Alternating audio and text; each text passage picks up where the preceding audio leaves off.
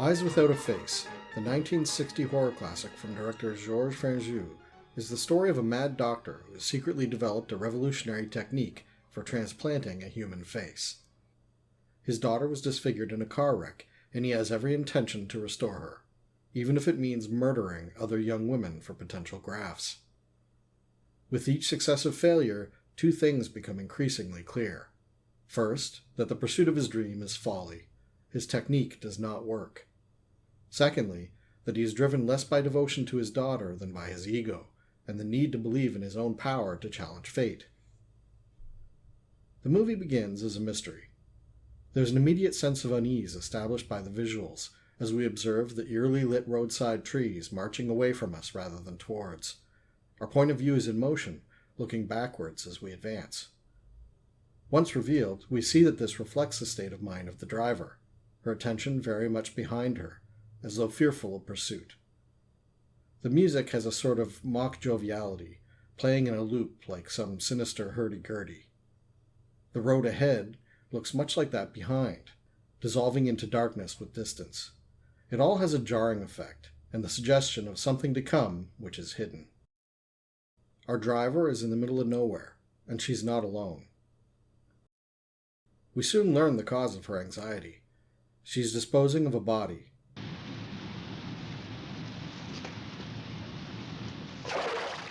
And so a mystery is established, and the first half of the film will be an exploration to discover its resolution. There follows an introduction to Dr. Genessier himself, and some exposition to let us know that the body disposed of by the mystery woman has been found, and taken for that of the doctor's daughter.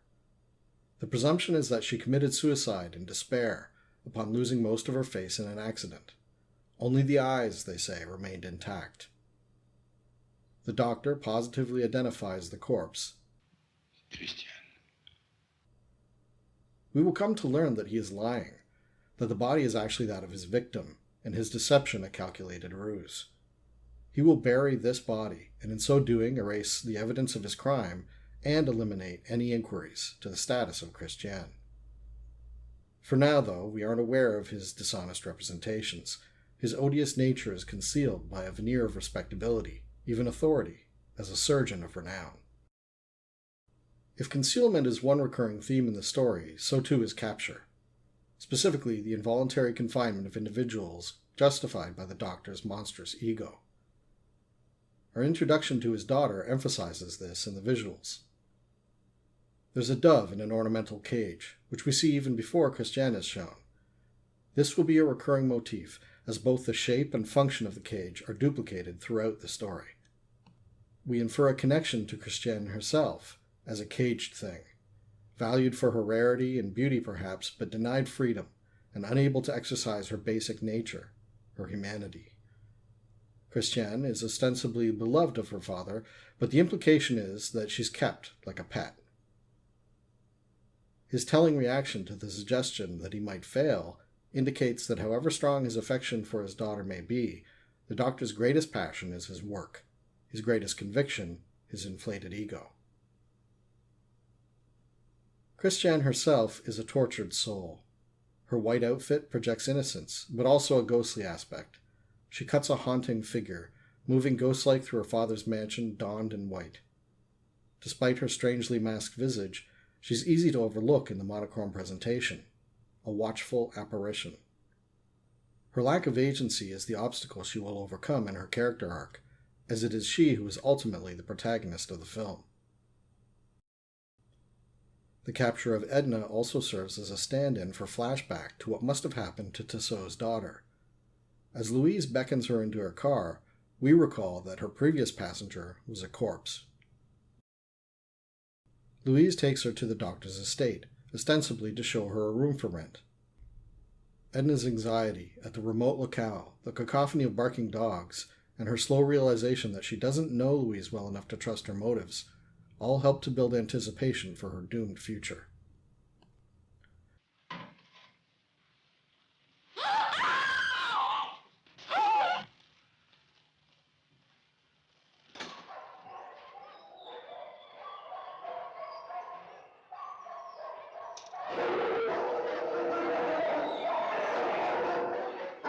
Christiane has a kinship with the dogs.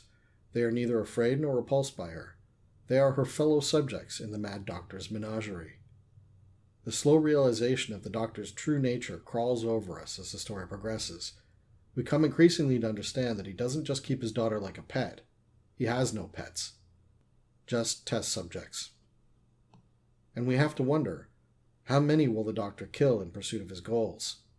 If not for his daughter's situation, would he find some other excuse to carry out his experiments? The reveal of Christiane's damaged face is reminiscent of that in Phantom of the Opera, but in that case, the reveal provides a climactic horror element to cap off the story. Here, it was necessary to have it occur relatively early, as what is yet to come is much more shocking. And so the terror resides on 3 levels.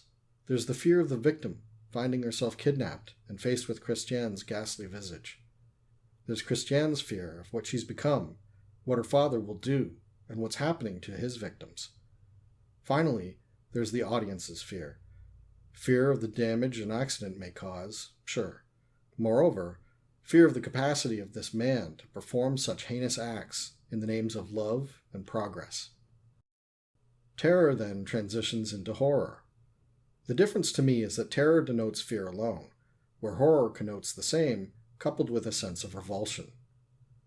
The surgical scene sees the Doctor removing his victim's face, essentially in real time. It is horrifying. It's difficult to verbalize how grotesque this display truly is. To take a healthy young woman and remove her face, to cut away her identity and very likely kill her in the process, and all for what's essentially a cosmetic goal. While other surgeons were developing life-saving organ transplant procedures, Genessier is so twisted that he considers the aesthetic value of having a pretty daughter of greater importance than this girl's life. Although the effects aren't entirely convincing, the clinical presentation, free of schlock or gratuitous gore, is sickening. It's the idea of this, to observe it played out so deliberately, so coldly. This generates the horror. It's made worse in that it's all for nothing. Edna dies, her suicide witnessed by a gown suspended ghost-like near the window.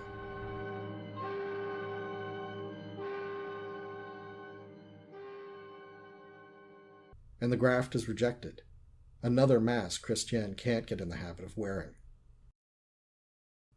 Our perception of Genessier has evolved gradually, new information often casting his past behavior in an altered context.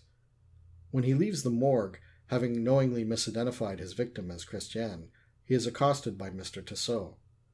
He brushes the man aside, remarking how strange it is that the man should look to him for consolation and assurance at such a time. Only in retrospect do we realize how coldly malicious this is. The body in the morgue is actually Tissot's child, and Genessier is not only indifferent to the man's loss, but admonishes him for the impropriety of expressing his grief. This casts the Doctor in a repellent light, as his truly evil nature is exposed only after the fact. It's an evil perhaps the more repellent in that it is almost banal. When Paulette is introduced, we see the other side of the mystery and how the police investigation is executed with a rather callous disregard for her well-being that reflects Genessier's own. Without making her aware of potential dangers, they employ her as a pawn in a losing game. Obviously, their purpose is not as grotesque as that of the Doctor, but it shows that his manipulations are merely an exaggerated form of common practice. It implies a universality in his seeming aberrant behavior and disregard for human life. As such, the story isn't just relating a peculiar event, nor simply delivering a prophetic warning. It is a suggestion that the horrors it contains are an inevitable product of human nature. I'd like to take a moment to spotlight some of the nice visual flourishes that ornament the film. Notice that this, the second disposal of the body of Tissot's daughter, also takes place on a road presided over by evenly spaced, lifeless-looking trees. It's too much for Louise, who is a voluntary but not entirely willing accomplice in all this. Genessier has no patience for her sentimentality. Declaring that he likes order, he takes time to arrange the wreaths inside the mausoleum. His fussiness seems colored by affection, much like the moment when he falsely identified the body as Christiane. He seems to genuinely consider his daughter, though not beyond recovery, to be effectively dead. he mourns the loss of her, revealing that he equates her with her ruined visage. Again as well, we see the recurring shape of the domed birdcage, in the mausoleum door and in the tombstones. This shape, that of an archway or domed cylinder, is ever present. It ironically represents both concealment and display. The public concealment of that which is captured or killed, the crimes of the doctor.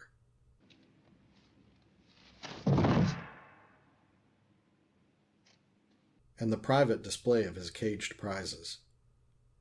The final manifestation of this imagery in the film is the domed doorway through which Christiane finally escapes, symbolically freeing herself from her father's deluded tyranny.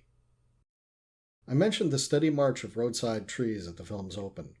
We are regularly presented with similar approaches toward a single-point perspective, always in connection with uncertainty and dread.